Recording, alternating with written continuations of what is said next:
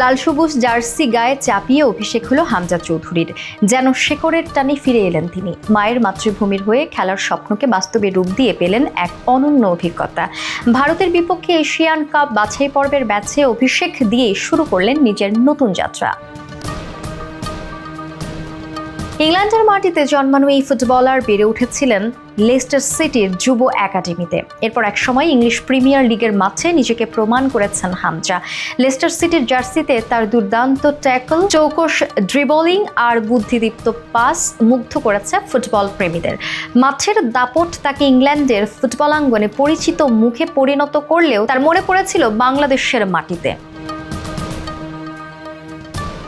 হামজার অভিষেকের খবরে বাংলাদেশি ফুটবল প্রেমীদের মধ্যে আগে থেকেই উত্তেজনার পারদ ছিল তুঙ্গে। ভারতের বিপক্ষে এমন একটি গুরুত্বপূর্ণ ম্যাচের আগে অনেক জল্পনা কল্পনা চলছিল বাংলাদেশের একাদশ নিয়ে। নিয়মিত অধিনায়ক জামাল ভুঁইয়া জায়গা হারিয়েছেন, আর তার জায়গায় মাঠের দায়িত্ব তুলে দেওয়া হয়েছে হামজার হাতে। বাংলাদেশের পক্ষে আজ অভিষেক হওয়া ইংলিশ প্রিমিয়ার ফুটবল লিগে খেলা ফুটবলার হামজা চৌধুরী প্রথমার্ধে বেশ প্রাণবন্ত ছিলেন। বাংলাদেশের 4টি কর্নারই তিনি নেন। প্রতিপক্ষের আক্রমণ যেমন রুখেছেন, তেমনি বাংলাদেশের আক্রমণেও সহায়তা করেছেন। হামজার কয়েকটি থ্রু পাস বাংলাদেশের আক্রমণে সহায়তা করেছে বিশেষভাবে।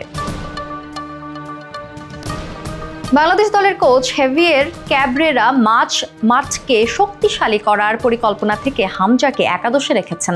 হামজার নেতৃত্বে এই ফরমেশন নিয়ে বেশ আত্মবিশ্বাসী কোচ। মাঠে নামার আগে হামজাও জানতেন এই ম্যাচ তার জন্য শুধু একটি লড়াই নয়, এটি তার জন্য নতুন ইতিহাস রচনার মঞ্চ। আজ তার কাঁধে শুধু মাঠ সামলানোর দায়িত্ব নয়, কাঁধে চাপানো ছিল পুরো জাতির স্বপ্নের ভার।